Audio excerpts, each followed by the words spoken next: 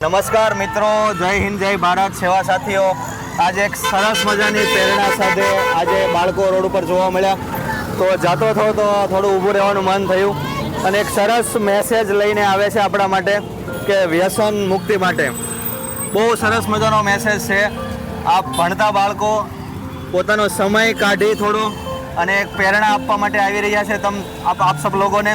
તો એને આપણે એક્સેપ્ટ કરશું અને આપણા જીવનને સુંદર બનાવશું. તો આપણે 2 મિનિટ વાત કરશું સાહેબ સાથે, જે સ્કૂલના પ્રિન્સિપાલ હશે કે જે કંઈ શિક્ષક હશે તેની સાથે. નમસ્કાર સરજી. હા, નમસ્તે ભાઈ. વિદ્યાર્થીઓ, આવતીકાલે વિશ્વ કેન્સર દિવસ છે.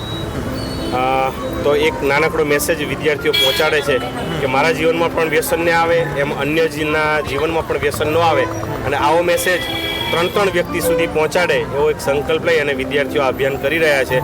અને કેન્સર કઈ રીતે થાય છે, આપણો સમાજ, આપણો રાષ્ટ્ર તંદુરસ્ત બને અને વ્યસનમુક્ત બને અને પરિવારોમાં સુખ સમૃદ્ધિ વધે, આવું એક સરસ નાનકડું કામ લઈ અને બાળકો નીકળ્યા છે. પણ એમના માટે આ ભવિષ્યમાં મોટું કામ થનાર છે. બહુ સરસ પ્રેરણા સાથે બાળકોને અને તમારે લોકોએ જે કાંઈ મહેનત કરી છે એ બદલ હું તમારો આભાર વ્યક્ત કરું છું. અને આ પોસ્ટ દ્વારા એવી ઈચ્છા રાખું છું, એવી આશા રાખું છું કે સમાજને વ્યસન મુક્તિ માટે કંઈક આમાંથી મળશે અને લેવું જ જોઈએ. મળશે નહીં, હું તો મારું કહેવાનું છે, લેવું જ જોઈએ. કે વ્યસનના હિસાબે આપણા પરિવારો જે નિરાધાર થઈ જાય છે અને જે મેડિકલના મોટા મોટા ખર્ચાઓ આવે છે, જેના હિસાબે માણસ ન કરવાના રસ્તાઓ કરે છે, આપઘાતની શક્યતાઓ વધી જાય છે.